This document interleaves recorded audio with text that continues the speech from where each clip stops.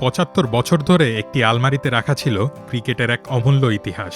অবশেষে প্রকাশ্যে এলো অস্ট্রেলিয়ার কিংবদন্তি ক্রিকেটার স্যার ডন ব্র্যাডম্যানের বিখ্যাত এক ব্যাগি গ্রিন টুপি।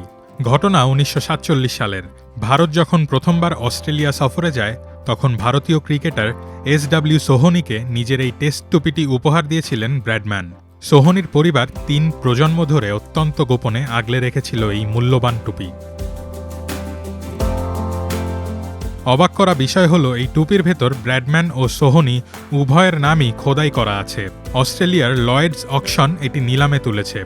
মাত্র $1 থেকে নিলাম শুরু হলেও ধারণা করা হচ্ছে এর দাম $10 লাখ বা প্রায় 12 কোটি টাকা ছাড়িয়ে যাবে। ভারতের বিপক্ষে সেই সিরিজে ব্র্যাডম্যান ছিলেন অতিমানবীয় ফর্মে। 6 ইনিংসে করেছিলেন 715 রান। এর আগে দাবানলে আক্রান্তদের জন্য নিজের স্মারক বেচে কিংবদন্তি স্পিনার শেন ওয়ার্ন তুলেছিলেন $10,07,500। ব্র্যাডম্যানের টুপি কি সেই রেকর্ড ভাঙতে পারবে?